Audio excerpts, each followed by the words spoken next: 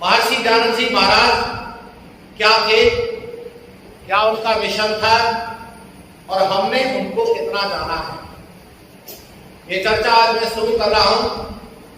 कल परसों जब तक समझ में आएगा हम ये समझेंगे पहले, और आप मुझे बताना फिर कि हम सारे लोगों ने महर्षि दयानंद सरस्वती महाराज को हमने कितना समझा है। और जिस दिन हमें समझ में ठीक ठीक से आ जाएगा उस दिन हम ठीक से काम करेंगे। महर्षि दयानंद जी महाराज के जीवन की एक घटना लेकर के आरंभ करूंगा मैं चर्चा को। महर्षि दयानंद जी महाराज गुरु गिरिजानंद जी महाराज के पास पढ़े मथुरा नगरी में। गुजरात के रहने वाले थे। कितनी पदयात्रा की, ढूंढते ढूंढते एक अच्छे गुरु की तलाश करते करते वो मथुरा नगरी तक पहुंच गए। गुजरात का टंकारा कहां है और उनके भ्रमण की यात्रा कितनी लंबी है, लेकिन अंततः उन्हें उनका लक्ष्य मिला, एक सच्चा गुरु गुरुवर गिरिजानंद जी महाराज। और गुरुवर गिरिजानंद जी महाराज के पास पढ़े। पढ़ने के कोई प्रसंग कभी प्रासंगिक होंगे बताऊंगा। इस समय तो केवल एक प्रसंग लेना है कि गुरु जी से एक दिन विदा लेना चाहते हैं और लौंग लेकर के आए।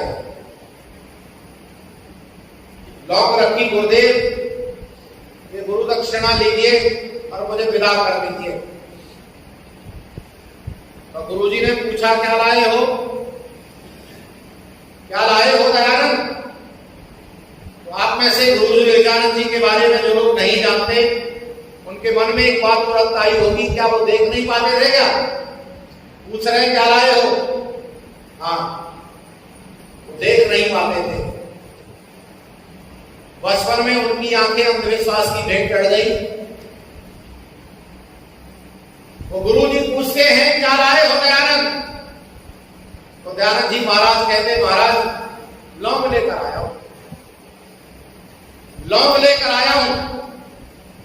तो गुरु जी कहते हैं दयानंद मैं तुम्हें केवल लौंगों के लिए तो नहीं पढ़ा रहा था।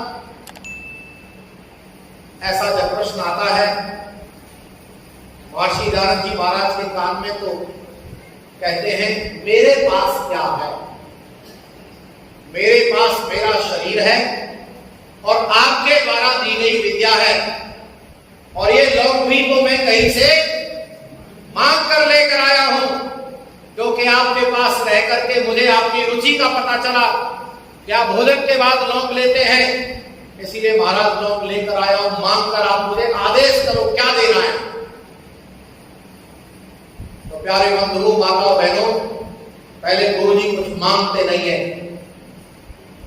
गुरु जी पहले बताते हैं दयानंद देख रहे हो यहां वेदों को कोई जानता नहीं है,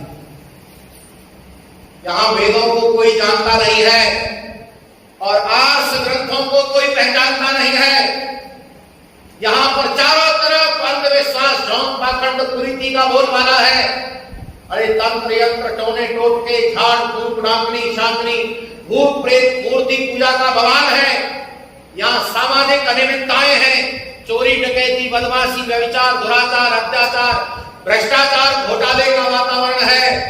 हे दयानंद, अगर तुम कुछ देना ही चाहते हो तो वेदों के उद्धार के लिए, आर्ष ग्रंथों के प्रचार के लिए और समाज के सुधार के लिए, अरे तुम मुझे अपना जीवन दान में देकर के जाओ अगर तुम देना ही चाहते। क्या मांग लिया गुरु जी ने? अपने शिष्य से उसका जीवन मांगा।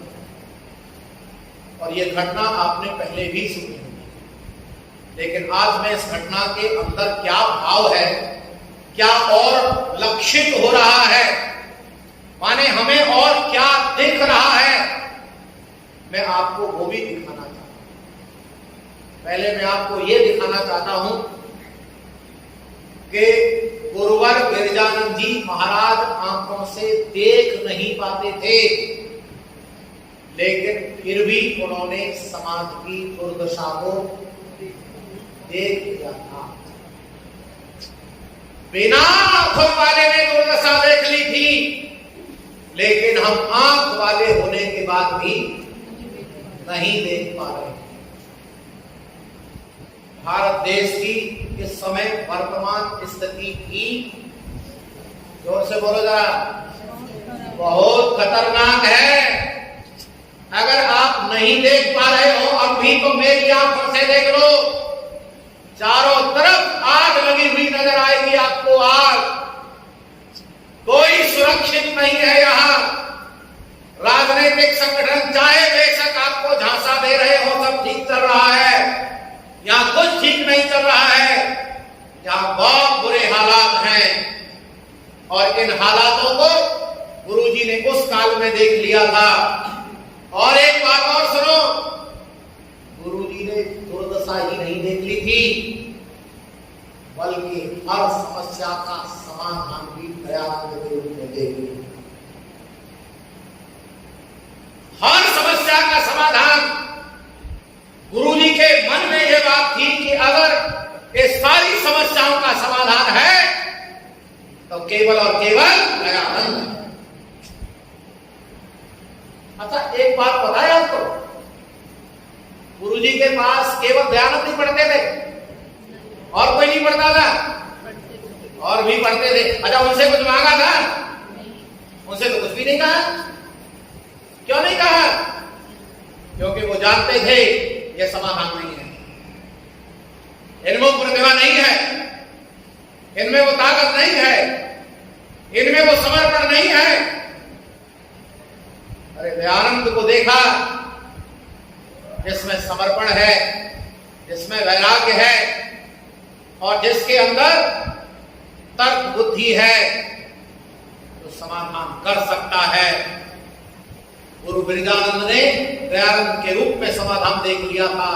लेकिन हम सारे लोग लंबे समय से दयानंद के विषय में सुन रहे हैं, लेकिन महर्षि दयानंद को अभी भी हम समाधान मान रहे हैं क्या?